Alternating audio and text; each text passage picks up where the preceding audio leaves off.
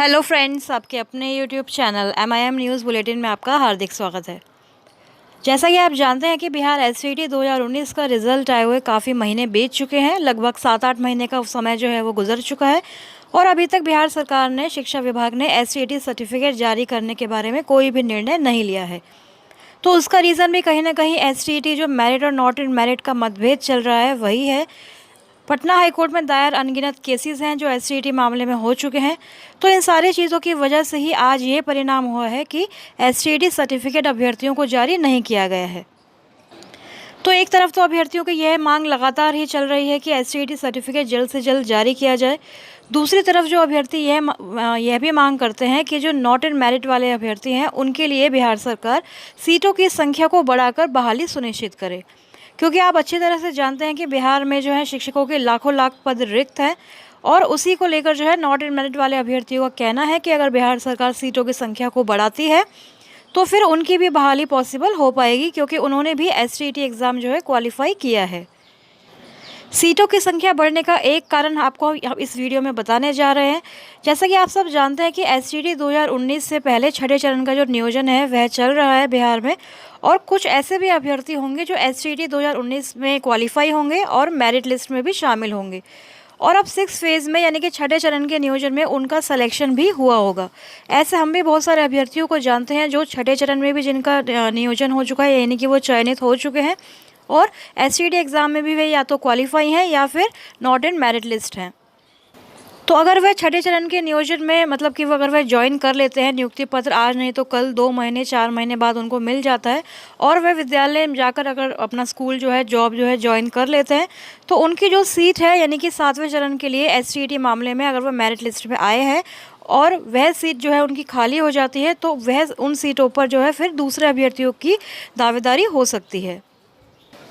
तो यानी कि SCET मेरिट स्टूडेंट्स का अगर 6 फेज़ में सिलेक्शन हो गया है तो फिर उनकी जो सीट खाली होगी, तो इसके लिए क्या जो बिहार बोर्ड है, शिक्षा विभाग है, फिर से मेरिट लिस्ट तैयार करेगा? यह भी सोचने वाली बात है। तो इससे हम कह सकते हैं कि दोबारा से अगर मेरिट लिस्ट बनाई जाएगी तो कुछ अभ्यर्थी ऐसे भी होंगे जो क्वालिफाई हैं लेकिन अभी नॉट इन मेरिट है, तो वह भी मेरिट लिस्ट में शामिल हो सकते हैं, क्योंकि बहुत सारे अभ्यर्थी ऐसे होंगे जो छठे चरण में अगर सेलेक्ट हो चुके हैं, उनका मन माफिक जो ज़िला है उनको मिल चुका है, विद्यालय वह ज्वाइन कर चुके हैं, तो हो सकता है कि वो SCET एग्ज़ाम में यानी कि 7वें चरण की बहाली का इंतज़ार ना करें और उससे अपनी जो दावेदारी है उसको हटा लें और केवल छठे चरण में जो अगर उनका चयन हो गया है तो उसी में वो फाइनल जो है अपना ज्वाइन कर लेंगे और SCET के साथ यानी कि 7वें चरण की जो बहाली होने वाली है उसमें वह शामिल नहीं होंगे। तो इस तरह से कई सारी जो सीटें हैं वह खाली हो सकती हैं और फिर से अगर मेरिट लिस्ट प्रिपेयर की जाएगी तो काफ़ी जो अभ्यर्थी नॉट इन मेरिट है यानी कि मेरिट लिस्ट से बाहर है उनको भी शामिल होने का मौका मिल सकता है। तो इस बारे में आपकी क्या राय है, ये हमें कमेंट सेक्शन में ज़रूर बताएं। आगे की खबरों की तरफ चलते हैं। 31 अक्टूबर को आप सभी जानते हैं कि जो सत्यापन का कार्य था, छठे चरण के जो अभ्यर्थी जिनका चयन हुआ है उनके डॉक्यूमेंट्स की वेरिफिकेशन का जो कार्य है वो डिपार्टमेंट द्वारा 31 अक्टूबर तक किया जाना था। लेकिन अगर आज की अखबारों की माने तो मुजफ्फरपुर ज़िले की यह खबर है, इसको पढ़ेंगे। यहाँ लिखा गया है कि सत्यापन का समय बीता लेकिन जिले में अभी शुरू भी नहीं हुआ है। तो शिक्षक नियोजन के लिए 2 चरणों की काउंसलिंग के बाद जिले में चयनित लगभग 2007 अभ्यर्थियों की अब तक सर्टिफिकेट सत्यापन की प्रक्रिया शुरू भी नहीं हो सकी है। तो 31 अक्टूबर की जो तारीख थी वह निर्धारित की गई थी। इस अवधि में चयनितों के प्रमाण पत्रों का सत्यापन जो है संबंधित बोर्ड से लेकर विश्वविद्यालय समेत अन्य शैक्षणिक संस्थानों से कराया जाना था, लेकिन जिला स्तर पर किसी भी अभ्यर्थी का वेरिफिकेशन अब तक नहीं हो सका है। शिक्षा विभाग की माने तो इसमें कर्मचारियों, संसाधन की कमी से लेकर पंचायत चुनाव में BEO समेत अन्य की ड्यूटी लगाए जाना ही देरी का कारण है। नियोजन कोषांग की ओर से चयनितों की मास्टर सूची तैयार की गई है। इस आधार पर एक अभ्यर्थी से जुड़े 13 से 14 प्रकार के दस्तावेजों की कोडिंग करते हुए इसे कंप्यूटर पर अपलोड किया गया है और एक्सेल शीट के आधार पर छटाई का काम चल रहा है। यानी कहने का मतलब ये है कि अभी जो ये कार्य है इन प्रोसेस है। डॉक्यूमेंट्स वेरिफिकेशन का जो काम है हर ज़िले से हम देखेंगे कि ये रिपोर्ट सामने आएगी। मुजफ्फरपुर ज़िले से अभी ये बात आई है कि सत्यापन का कार्य ठीक से अभी स्टार्ट भी नहीं हुआ है, कोडिंग वगैरह चल रही है, जो डेटा है वो कंप्यूटर में फीड किया जा रहा है। तो हम कह सकते हैं कि जो ये जांच है वो काफ़ी लंबी चलने वाली है। जो डेडलाइन दी गई थी 31 अक्टूबर, तब तक तो ये जांच पूरी नहीं हो सकी है। पंचायत चुनाव जो है यहाँ भी बाधा बना हुआ है, क्योंकि कई सारे जो अधिकारी हैं वो ड्यूटी में लगे हुए हैं, व्यस्त हैं। तो अब शिक्षक अभ्यर्थियों को सर्टिफिकेट भी नहीं मिल रहे हैं उनके, और ना ही नियुक्ति पत्र मिल रहा है। इससे संबंधित खबर भी आज के अखबारों में प्रकाशित हुई है कि राज्य सरकार ने 31 अक्टूबर तक शिक्षक पद पर चयनित अभ्यर्थियों के सर्टिफिकेट की जांच का निर्देश सभी जिला शिक्षा पदाधिकारियों को दिया था, लेकिन मियाद यानी डेडलाइन पूरी होने के बावजूद अब तक किसी अभ्यर्थी की सर्टिफिकेट जाँच नहीं हो सकी है। इसकी वजह से चयनित शिक्षक अभ्यर्थियों में काफ़ी आक्रोश है। उनके जो सर्टिफिकेट हैं वह भी अभी वापस होने को रिटर्न करने को लेकर कोई अधिसूचना जारी नहीं हुई है। इस संबंध में टीईटी शिक्षक संघ ने कहा कि 3 महीने से अधिक समय से चयनित शिक्षकों के सर्टिफिकेट को जमा करके विभाग द्वारा रखा गया है, लेकिन ना तो उसकी जाँच की गई और ना ही शिक्षकों को नियुक्ति पत्र का वितरण किया जा रहा है। संघ का यह भी आरोप है कि जानबूझकर शिक्षा विभाग और पंचायती राज विभाग के बीच शिक्षक नियोजन प्रक्रिया को उलझाकर रखा गया है, और संघ ने इस मामले को लेकर छठ पूजा के बाद आंदोलन करने की धमकी भी दी है।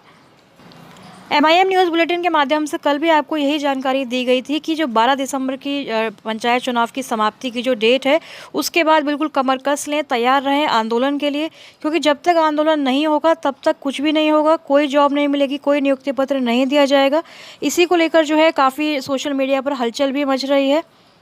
चितरंजन गगन जो हमेशा ही शिक्षकों के सपोर्ट में ट्वीट करते रहते हैं, आवाज़ उठाते रहते हैं, उन्होंने फिर एक बार लिखा है कि बिहार की नीतीश सरकार का दलित आदिवासी प्रेम का असली चेहरा, SC ST स्कूलों की शर्मनाक स्थिति। कल भी हमने आपको ये खबर बताई थी कि स्कूलों में ना भवन है, ना शिक्षक है, शौचालय भी नहीं है, खाना पढ़ाई कुछ भी नहीं है, जबकि 1 से 5 कक्षा के प्रति छात्र पर 20,970 और 6 से 12 कक्षा के प्रति छात्र पर 26,160 रुपये खर्च हो रहे हैं। तो आखिर ये पैसा कहाँ जा रहा है? जब किसी भी विद्यार्थी को, शिक्षकों को कुछ भी नहीं मिल रहा है, तो आखिर ये पैसा कहाँ जाता है? कल लगातार जो है अभ्यर्थी शिक्षा विभाग के प्रधान सचिव संजय कुमार को भी ट्वीट करके याद दिला रहे थे कि 31 अक्टूबर की जो डेडलाइन है वो ख़त्म हो चुकी है। उस पर किसी अभ्यर्थी ने लिखा कि कुछ तो रहम कीजिए, शिक्षक की गुणवत्ता का प्रयोग करें। तो इस पर रचना मिश्रा जो मशहूर पत्रकार हैं, उन्होंने ट्वीट करते हुए लिखा कि रहम करना होता इन्हें तो शायद अभ्यर्थियों को तारीख पर तारीख और झूठा आश्वासन नहीं मिलता। नीतीश कुमार जी, नए बिहार का सपना अगर पूरा करना है तो पहले इनके सपनों को पूरा कीजिए, कुछ तो लाज रखिए इन शिक्षकों की। तो प्रधान सचिव संजय कुमार को टैग करते हुए कल काफ़ी जो है सोशल मीडिया पर हलचल मची रही। कंचन शर्मा ने कहा कि एक तरफ स्कूलों में शिक्षकों की कमी, तो वहीं दूसरी तरफ ये खस्ता हाल। नीतीश कुमार, ये है आपके बिहार का हाल, हालत सुधारिए, बिहार को और बेहाल होने से रोकिए। तो मुख्यमंत्री नीतीश कुमार पर भी अब सवाल उठने लगे हैं। बिहार यूथ कांग्रेस ने ट्वीट करते हुए कहा कि शिक्षा व्यवस्था को बदहाल किए जा रहे हो नीतीश बाबू, 16 सालों से क्या किए हो।